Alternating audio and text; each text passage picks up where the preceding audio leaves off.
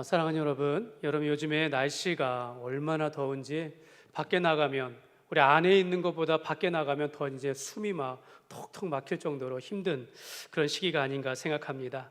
어떤 집사님이 포도밭에서 일하는데 온도를 재보니까 40도가 넘는다는 겁니다.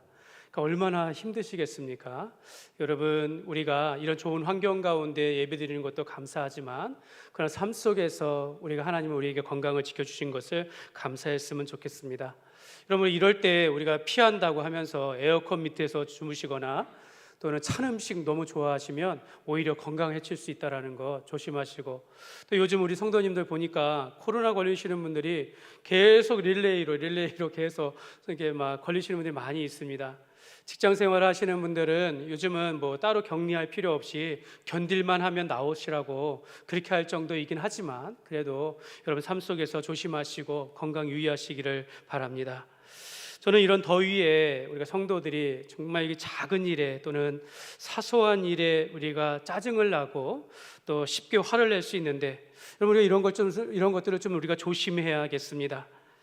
그럼 제가 미국에서 유학하고 한국에 돌아왔을 때 제가 이제 운전면허가 이제 그 말소돼 가지고 다시 이제 시험을 봐면서 그 시험 보는데 예전에 보지 못했던, 한 번은 말씀드렸는데요, 보지 못했던 시험 문제들이 많이 나오는 겁니다. 그 중에 하나가 바로 뭐냐면 보복운전이 나왔던 보복운전. 그 이제 보복운전이 무엇이다, 어떤 상황이다, 이럴 때는 어떻게 해야 한다, 뭐 이런 것들에 대한 문제들이 많이 나온 거예요. 한국에 이런 문제들이 많이 생겼구나라는 생각을 그때 많이 했는데요. 차가 앞지르거나 또는 뒤에서 빵빵거리거나 또는 이렇게 문제를 생길 때, 이런 문제들이 있을 때 우리가 그냥 이렇게 좀 참지 못하고 자신도 모르게 화가 올라오면서 얼굴이 찡그러지면서 자신도 모르게 막 발에다 악셀레이터에다가 발을 올리면서 막 쫓아간다는 거죠. 막 그러면서 위협적으로 이렇게 운전하는데, 여러분 요즘에는 어떻습니까? 그냥 갖다 이렇게 박습니다. 그냥. 그러니까 얼마나 요즘 시대가 악해졌는지, 사람들이 자기의 분을 참지 못하고 그런 것도 조절하지 못하고 이런 문제가 생기는지 참 조심해야 한다는 것입니다. 요즘에 연이어 들리는 뉴스가 있는데요, 6학년생 제자가 담임 선생님을 학생들 앞에서 폭행했다라고 하고, 층간 소음으로 아래층 사람이 위층에 올라가 가지고 조심하십시오 그런 게 아니라 문 열어주면 들어가서 폭행을 하고, 또 최근 뉴스에 우리가 이슈가 되는 게 이제 보니까 분열성 성격 장애라고 해서 20대 청년이 피해망상 속에서 무차별적으로 흉기를 들고 사람들에게 이렇게 막 휘두른 사건이 있었습니다. 그냥 묻지마식 그런 폭행이다라는 겁니다. 자기의 감정을 절제하지 못하고 즉흥적이고 감정적인 도발에 사람이 그거에 휩싸여서 이를 저지른다라는 것입니다. 사실 우리가 이제 나라 전체로 봤을 때 과연 이런 일이 몇 번이나 있을까? 사실 참 미미할 수도 있겠지만 우리가 뉴스를 통해서 오늘 내 앞에서 일어나는 것처럼 우리가 겪는다라는 것입니다. 오늘 저 서울에서 일어난 일들을 오늘 우리 바로 이 앞에서 일어난 것처럼 우리가 경험하면서 생각하기 때문에 오늘 나에게도 이런 일이 생기면서 내 마음에 불안과 염려가 생기고, 또 그런 일이 있을 때 우리도 그런 일들에 주체하지 못한다라는 것입니다. 저는 이런 일련의 사건들을 보면서 이렇게 사람들이 쉽게 짜증을 내고 화를 내고 감정을 주체하지 않은 이런 상황과 이런 나라가 될 때 참 목사는 무엇을 했는가?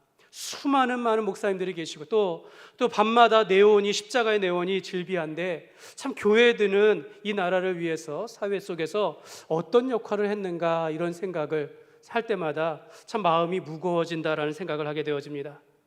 오히려 우리도 세상의 영향을 받아서 교회 안에서 분을 내거나 자기의 감정을 주체하지 못하거나 문제를 일으키는 일들이 있지, 교회가 세상 가운데 평안을 주고 화목을 주고 예수님 안에서 소망을 주는 그런 역할을 하지 못하는 것은 아닌가, 이런 생각을 하게 되어집니다. 여러분, 세상은 분명히 교회를 미워할 수밖에 없습니다. 이것은 진리와 비진리와의 그런 문제요 갈등이기 때문에 교회가 어떤 이런 미움을 받는 것을 당연하지만, 그렇다고 교회된 성도들이 세상을 향하여 무관심하거나 나만 괜찮으면 좋지, 나만 예수 믿으면 복 받으면 됐지 하면서 세상을 향하여 무관심하게 될 때 하나님께서 우리에게 주시는 세상을 향한 책임을 우리가 감당하지 못한다라는 것을 우리가 기억해야 합니다. 세상이 악해지고 타락해져 간다라는 것은 교회가 그런 일들에 한 몫을 하고 있다라는 것을 우리가 조심해야 한다라는 것입니다.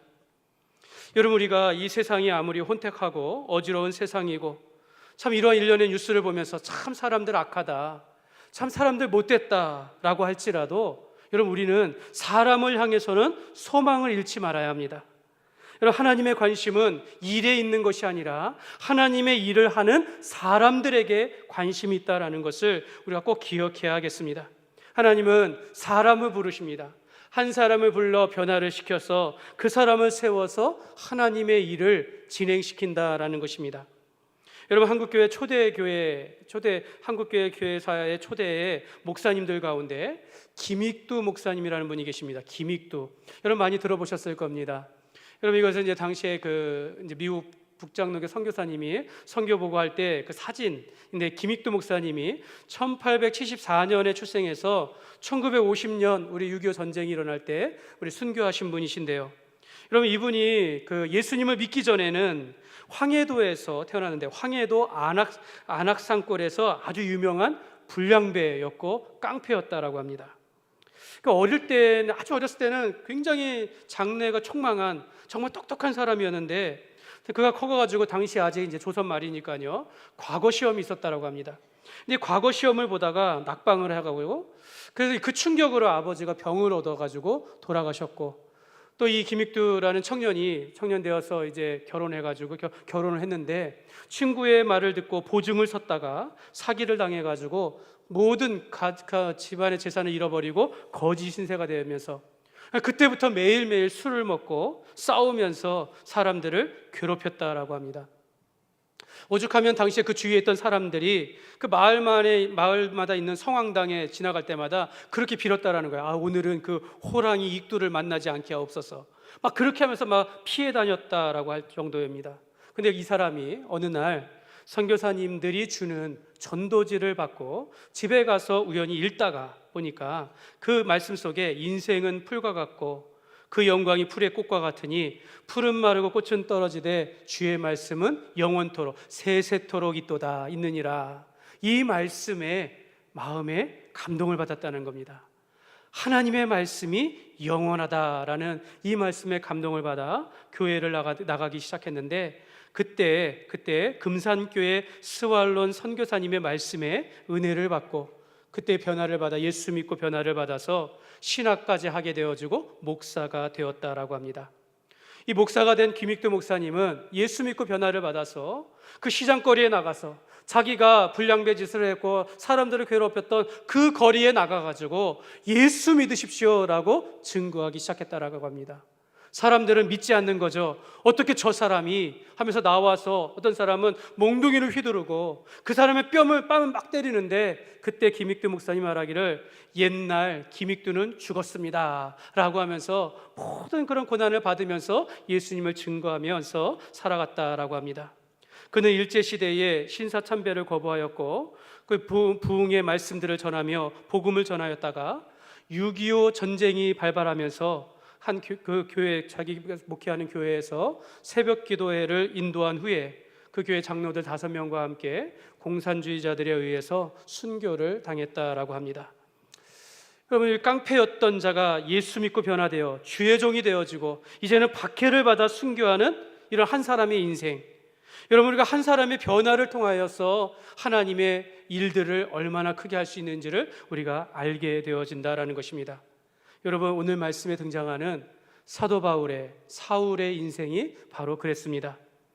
사도 바울은 예수 믿기 전에 교회를 가장 많이 핍박하고 박해하는 자였습니다. 신자를 잡아들이고 신자를 죽이는 것을 마땅하다라고 여기는 그런 사람이었다라는 것입니다. 그런 그가 하나님의 은혜로 예수 믿고 변화를 받아서 복음을 전하는 자로, 박해자에서 복음 전도자로 변하였다라는 것입니다. 여러분, 그가 이제 변화를 받아 교회를 핍박하다가 이제는 교회를 옹호하고 예수님을 증거하다 보니까 그 교회들이 무서워했던 그 걸림돌이 이제 사라지면서 오히려 그 사람이 교회를 세워주다 보니까 오늘 31절 말씀에 보니까 이렇게 말씀합니다. 그리하여 온 유대와 갈릴리와 사마리아 교회가 평안하여 든든히 서가고 주를 경외함과 성령의 위로로 진행하여 수가 더 많아지니라. 사도들이 성령의 충만함을 받아 초대교회 역사가 일어나기 시작할 때 동시에 스데반 집사가 순교한 것처럼 이 유대인들의 핍박이 심했을 때 사도 바울 사울 이 한 사람의 변화를 통하여서 그 교회가 사마리아와 갈릴리와 그 유대 지역에 있는 모든 교회가 평안을 얻게 되어지고 그 한 사람의 변화를 통하여서 정말 하나님께서는 살아계시구나 라는 것을 증거하면서 하나님을 경외하면서 교회가 성장하게 되었다라고 말씀하고 있는 것입니다. 사랑하는 여러분 사울이 박해자에서 전도자로 세워지기까지 여러분 이렇게 한 사람을 변화시켜 하나님의 일들을 감당하게 하는 데 있어서는 하나님의 도우심과 하나님의 인도하심의 그 섬세한 손길들이 있었다라는 것입니다. 여러분 사람의 눈으로는 도저히 정말 악하다, 정말 못됐다라고 하는 그 사람도 하나님께서 붙잡아 주시면 변화된다라는 것을 우리가 깨닫게 되어집니다. 오늘 사울이 이제 예수 믿고 변화를 받는 과정 속에서 하나님께서 그를 어떻게 하나님의 일꾼으로 이방인의 사도로 세워가는지 오늘 말씀을 통하여서 몇 가지 큰 은혜를 나누기를 원합니다. 첫 번째로 여러분 사울의 변화는 성령의 역사였고 기적이었습니다. 여러분 이 하나님의 입장에서는 이것이 하나님께서 강권적으로 역사하신 성령의 역사였지만 사람의 눈으로 봤을 때는 이건 기적이 아니고서는 설명할 길이 없다라는 것입니다. 사도 바울의 이런 삶 속에서 바울의 회개는 기적이었다라는 거죠. 왜 기적입니까? 사람의 힘으로는 할 수 없었기 때문입니다.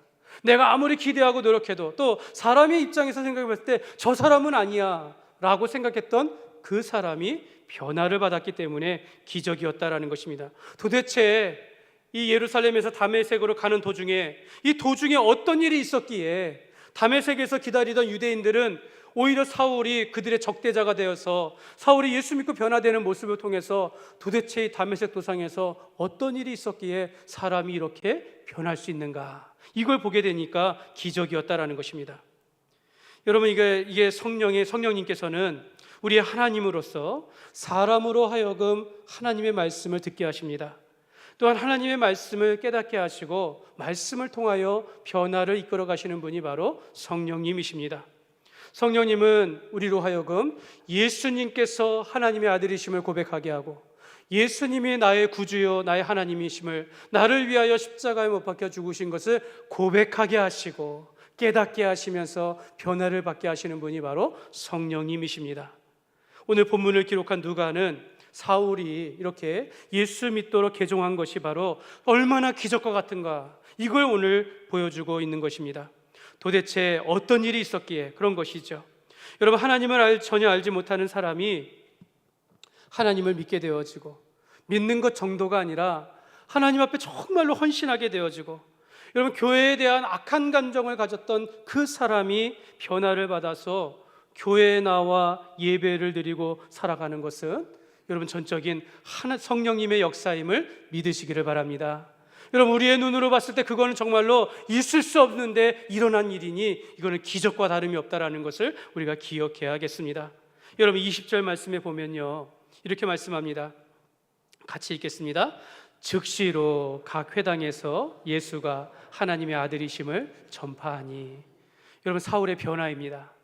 부활하신 예수님을 만나고 그가 어려운 금식하는 3일 가운데 고통 가운데 있을 때 다시 그가 눈을 뜨면서 변화를 받았을 때 즉시로 회당에 나가서 예수가 하나님의 아들이심을 증거하였다라고 말씀하고 있습니다. 여러분 사울이라는 사람이 어느 날 예수님을 믿어서 완전히 바뀌어버린 것입니다. 여러분 사울의 극적인 변화를 통해서 아마 사람들은 두 가지 반응이 일어날 것입니다. 하나는 보고도 못 믿겠다라는 겁니다.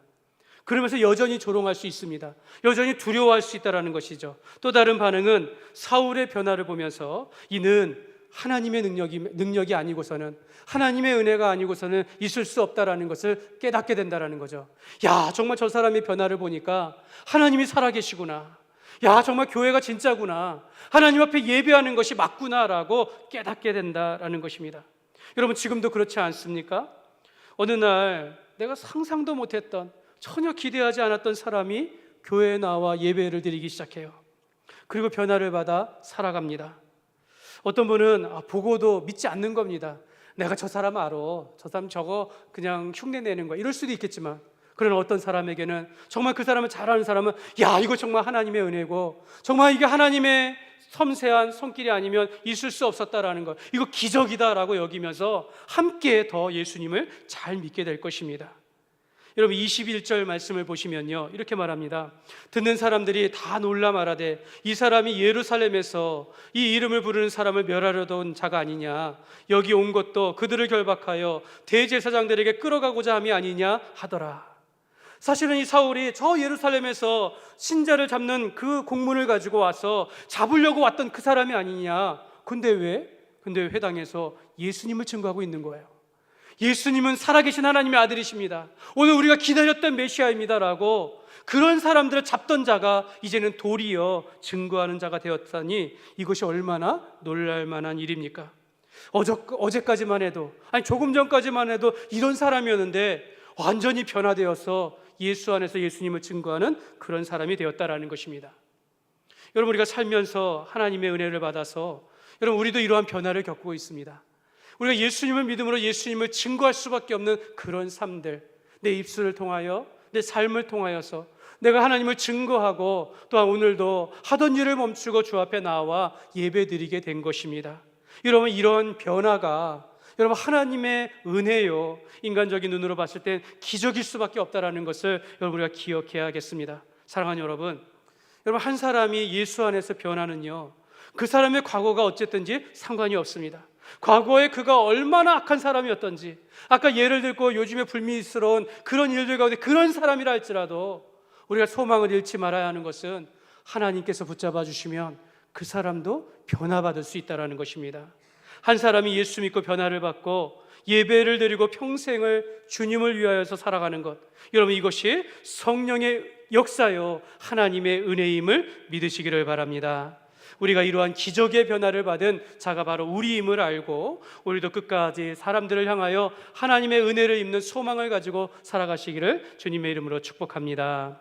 두 번째로 오늘 본문을 통하여 받는 은혜는요, 성도는 고난과 환난 가운데서 성장하게 되어집니다. 이제 사울은 예수님 안에서 변화를 받고 이제는 죽음을 각오하고 자기가 믿는 이 믿음의 확신을 가지고 예수님은 그리스도이십니다, 그리스도라는 것은 구원자라는 뜻입니다. 예수님은 우리를 위하여 구원하러 오신, 이 땅에 오신 하나님의 아들이십니다라는 것을 담대하게 증거하기 시작했습니다. 얼마 전만 해도 다메섹으로 가서 신자를 믿는 성도들을 잡으려고 했다가 도리어 다메섹에서는 자기를 정말로 옹호하고 함께했던 신자들을 잡으려고 그렇게 여겼던 유대인들이, 정말 사울은 내 편이다라고 생각했던 유대인들이 오히려 사울이 변화를 받아서 자기에게 복음을 전하는 것을 보면서, 여러분 그 다메섹에서 사울을 기다렸던 유대인들의 입장에서는 얼마나 큰 당황스러움과 충격과 배신감을 느꼈을까요? 같은 유대교 신자였는데 오는 도중에 변화를 받아가지고 자기들에게 복음을 증거하는 사울을 바라보면서 유대인들은 얼마나 당황하면서 얼마나 배신감을 느꼈을까요? 아마 사울도 알았을 것입니다. 내가 이렇게 변화를 받아 교회 나가기 시작하고 예수 믿고 변화를 받은 것을 이제 그전에는 나를 알았던 사람들에게 내가 예수 믿으십시오라고 얘기하면 저 사람이 나를 어떻게 생각할까? 사울은 그럼에도 불구하고 즉시로 나아가서 회당 가운데 말씀을 증거했다라는 것입니다. 22절과 23절 말씀에 보면요, 같이 읽겠습니다. 사울은 힘을 더 얻어 예수를 그리스도라 증언하여 다메섹에 사는 유대인들을 당혹하게 하니라. 여러 날이 지남에 유대인들이 사울 죽이기를 공모하더니, 사울을 자기 편으로 기다렸던 유대인들은 사울의 변화를 보면서 처음에는 당황하고, 그러면서 조금씩 미움이 일어나고 감정을 주체하지 못하다가 여러 날이 지나면서 이제는 사울을 죽여야 한다라고 공모하는 데까지 이르게 되어진 것입니다. 그럼에도 불구하고 여러분, 우리는요, 사울이 이러한 유대인들의 핍박을 예상하고도 예수님을 그리스도라고 소리 높여 선포했다라는 것을 우리가 기억해야 합니다. 사울은 힘을 더 얻어 이렇게 표현합니다. 힘을 더 얻어 예수를 그리스도라 증언하였다라고 말합니다. 힘을 더 얻어서, 저는 이렇게 적용하고 싶습니다. 자기가 받아야 할 고난과 고통과 사람들의 그런 미움을 뛰어넘는, 그것을 덮고도 넘는 그런 힘을 얻어서 내가 복음을 증거하게 되었다라고 우리가 그렇게 적용해야 한다는 것입니다. 사랑하는 여러분, 우리가 고난 가운데 있을 때, 어려움이 있을 때 그것을 뛰어넘는 힘을 얻어서 살아가시기를 주님의 이름으로 축복합니다. 오늘 우리가 나가면, 여러분, 우리가 근심되는 일들 얼마나 많습니까? 더위로 인하여 짜증나고, 자녀들로 인하여 근심하게 되어지고, 내가 사는 일들 가운데 여러 가지 고난과 어려움이 있다 할지라도 오늘 우리가 예배 가운데 나와서 하나님의 말씀을 깨닫고 성령님께서 주시는 은혜 가운데 우리가 변화를 받아서 큰 힘을 얻어서 세상 가운데 있는 모든 것들을 덮고도 넘는 그런 은혜 가운데 우리가 살아가야 될 줄 믿습니다. 여러분, 우리가 세상을 향하여 우리가 두려워하거나 세상의 미움을 받는 것을 우리가 두려워서 숨지 마십시오. 세상이 이렇게 악해져 가고 세상이 이렇게 불미스러운 일들이 많을 때 오히려 우리가 이것을 덮고도 남는 그런 사랑과 은혜를 가지고 세상 가운데 나아가야 되지 않겠습니까? 사울은 예수 믿고 그것이 너무 좋아서 담대히 복음을 전하고 고난과 고통을 뛰어넘는 힘으로 자기의 안위를 걱정하지 아니하고 담대하게 나아갔다라는 것입니다. 그런 사울이 그런 가운데 어려움을 당할 때 그래도 그 옆에서 돕는 제자들이 있었습니다.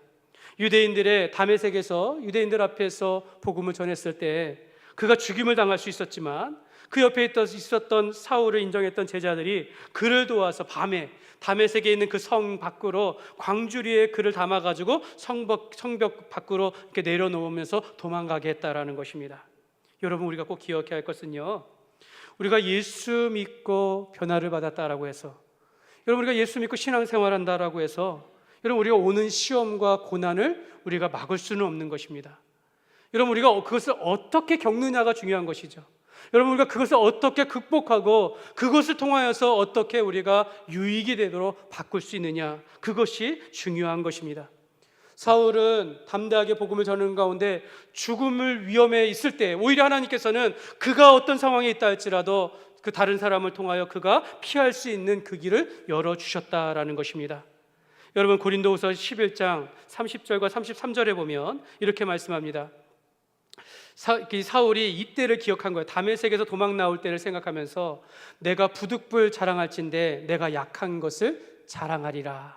그러니까 내가 그때 정말로 어려운 상황에 있을 때에도, 내가 약할 때에도 하나님께서 나를 지켜주셨다는 것에 대해서 감사하고 있는 겁니다. 그래서 주 예수의 아버지 영원히 찬송한 하나님이 내가 거짓말하지 아니하는 것을 아시느니라 라고 하면서 32절입니다. 다메섹에서 아레다 왕의 고관이 나를 잡으려고 다메섹 성을 지켰으나 나는 광주리를 타고 들창문으로 성벽을 내려가 그 손에서 벗어났노라 라고 말합니다. 여러분, 어떤 주석에는요, 이 말씀을요, 사울은 이때 너무 초라하고 너무 약하여 부끄러운 인생이었다라고 그렇게 말하지만, 여러분, 이 본문의 어조를 본다면 자기는 약하지만 하나님, 정말 능력이 많으신 하나님께서 나와 함께 하시니 내가 오히려 약할 때 강하게 되었다라고 하면서 하나님을 찬양하고 있다라는 것입니다. 사울은 특히 이 다메섹에서 떠나서 예루살렘으로 들어갔습니다. 사실 예수 믿기 전에 이 사울은 예루살렘에서 그 공문을 얻어가지고 다메섹으로 가고, 근데 가는 도중에 예수 믿고 변화를 받아서 다메섹에서 담대하게 복음을 전하다가 피하다가 어느 다른 땅으로 간 것이 아니라 예루살렘으로 갔다라는 겁니다. 예루살렘에 있는 자기에게 협조했던 그 유대인들을 향하여 자기가 돌아갔다라는 것입니다.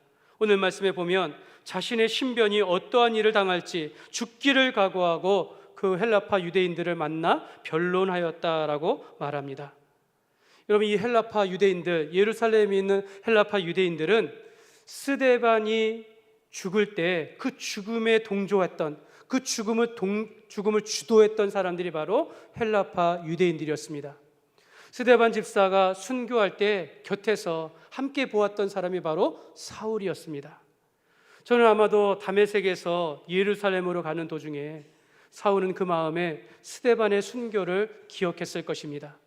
예수 믿기 전에는 스데반이 죽는 것을 당연하다 여겼는데 이제는 내가 예수 믿고 나니까 스데반의 순교처럼 자신도 그러한 십자가의 길을 걸어가야 한다라는 것을 각오하고 예루살렘에 들어갔다라고 저는 그렇게 생각합니다. 그가 헬라파 유대인들 앞에서 예수님께서 그리스도이심을, 예수님의 복음을 증거하면서 변론하는 과정 가운데, 자기가 그렇게 변론하며 설교하는 과정 가운데 자기도 스데반처럼 돌에 맞아 죽임을 당할 수 있다는 것을 염두하면서도 스데반이 정말 천사의 얼굴을 하며 하나님 앞에 고이 잠든 것처럼 나도 그럴 수 있다라는 각오를 가지고 유대인들 앞에 섰다라고 저는 그렇게 믿습니다. 여러분, 우리가 사랑하는 여러분, 우리 앞에 있는 고난을 예상한다 할지라도, 우리 안에 있는 고통이 있다 할지라도 고통을 고통이 아니다라고 여기는 순간 여러분, 그것이 축복이 될 수 있다는 것을 믿으시기를 바랍니다. 여러분, 내게 올 수 있는 여러 가지 질병이나 또 여러 가지 올 수 있는 실패나 낙심되는 일이 있다 할지라도 그것을 우리가 실패로 여기지 아니하고 고난으로 여기지 아니하고 우리가 믿음으로 바라보기 시작할 수 있다면 그것이 오히려, 고난받는 것이 오히려 우리에게 유익이 되며 축복이 될 수 있다는 것을 여러분 믿으시기를 바랍니다. 시편 119편 67절과 71절의 말씀에 보면 이렇게 말씀합니다. 같이 읽겠습니다.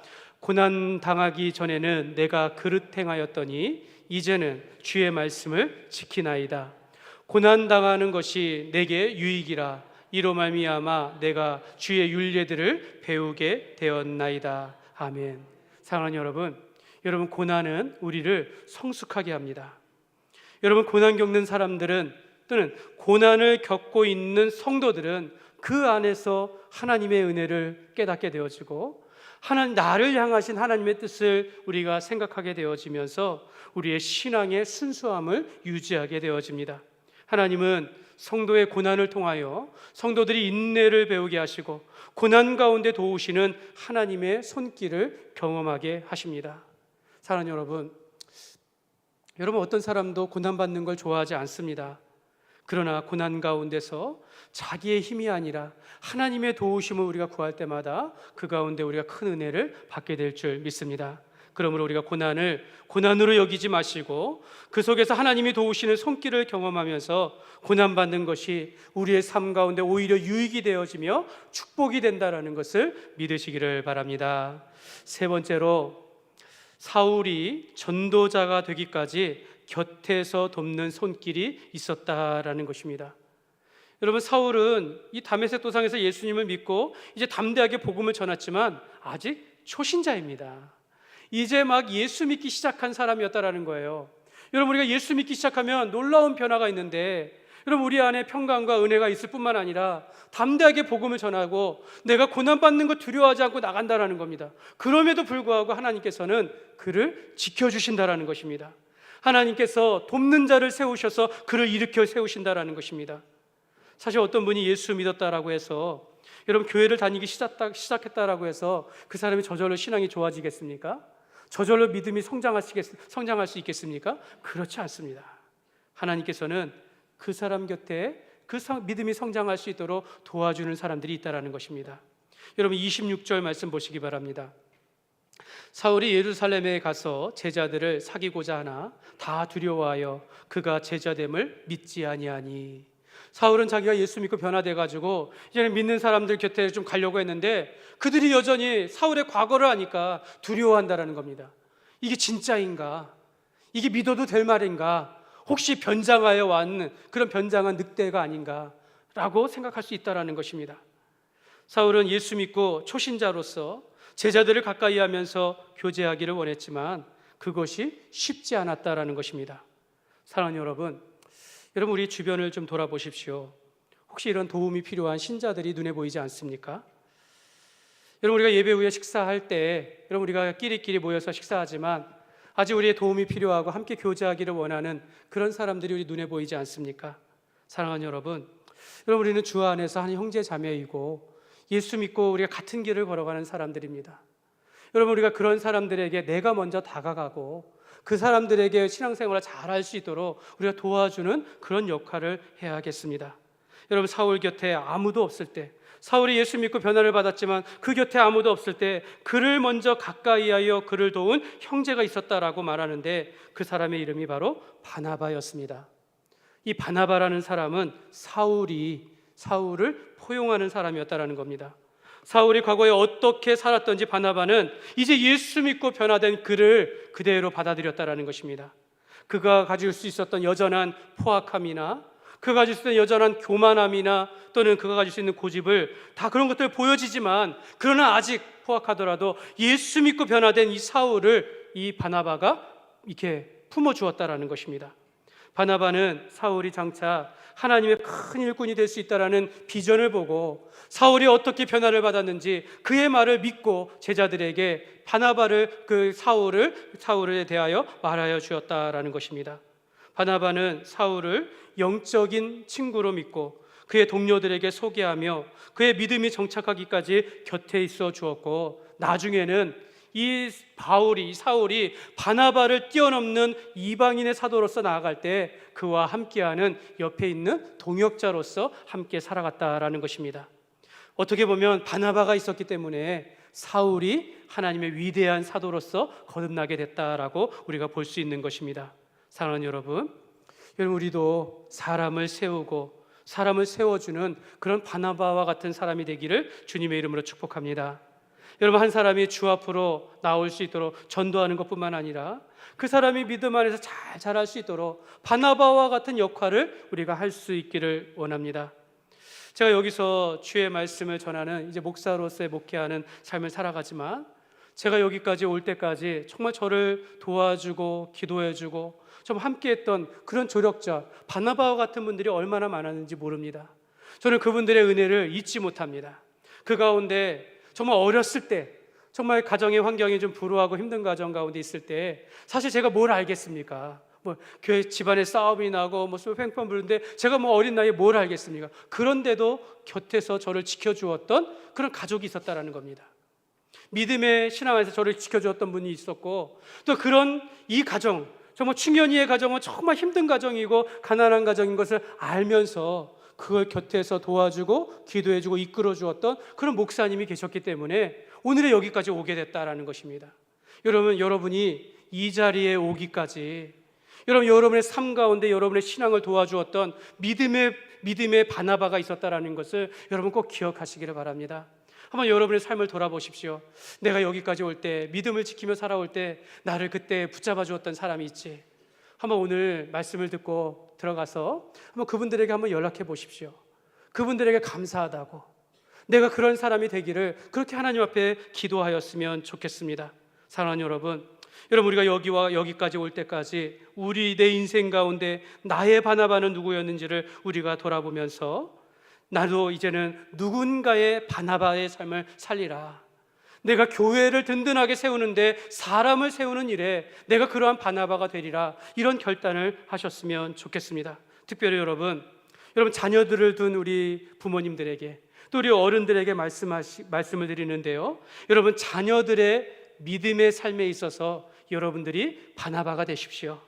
여러분, 우리가 전통적인 관점에서 우리 자녀들을 볼 때는 이렇게 봅니다. 하나님이 우리 가정에 보내주신 선물이다라고 우리 자녀들을 봅니다. 그러면서도 우리의 자녀는 죄인으로서 죽을 수밖에 없는 존재이기 때문에 예수 믿기를 바라면서 우리가 그렇게 기도한다라는 겁니다.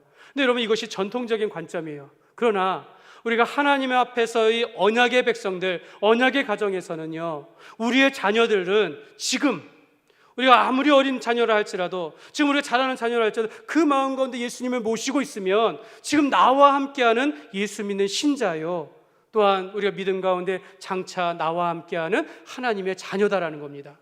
동일한 신분이요, 그리고 장차 나와 함께 하나님의 일을 같이 감당하는 믿음의 동역자다라는 것입니다. 그렇기 때문에 우리가 자녀들을 노엽게 하면 안 된다라는 것이죠. 자녀라도 우리가 존중해 줄 줄 알며, 자녀라도 우리가 바나바와 같이 우리가 믿음으로 양육하고 섬기면서 끝까지 그들이 믿음에 설 수 있도록 우리가 도와주는 역할을 하는 것이 바로 부모의 역할이다라는 것을 여러분 꼭 기억하시기를 바랍니다. 말씀을 맺겠습니다. 여러분, 사울이 박해자에서 전도자가 된 것은 성령의 역사요 기적이었습니다. 여러분, 사람의 눈에 보기에는 도저히 변화될 수 없다라고 단정할지라도 우리가 말씀 서두에 말씀드렸던 것처럼 깡패였던 그 사람을 하나님께서 하나님의 사람으로 세워서 그 믿음 가운데 순교에 이르기까지 변화시킨 것을 보면서, 여러분, 교회를 핍박하고 신자를 잡아 죽이는 것을 마땅히 여겼던 사울을 그 한 사람의 변화를 통하여서 그 모든 교회가 든든히 서가게 하는 중요한 역할을 하게 되는 것을 보면서, 여러분, 하나님께서 행하시면 불가능한 일이 없음을 여러분 믿으시기를 바랍니다. 마찬가지로 오늘 우리가 여기까지 온 것, 모든 것이 다 하나님의 은혜이고, 우리가 여기까지 오게 될 때 바나바와 같은 우리를 돕는 사람들이 있었음을 우리가 늘 기억하면서, 우리가 우리의 곁에 있는 믿음이 연약한 자들, 또 소망 없는 사람들이라 할지라도 끝까지 우리가 그들에게 우리가 사랑으로, 또 우리가 용납함으로 그들을 섬기면서 우리가 바나바와 같은 그런 하나님의 일꾼들 되시기를 주님의 이름으로 축원합니다.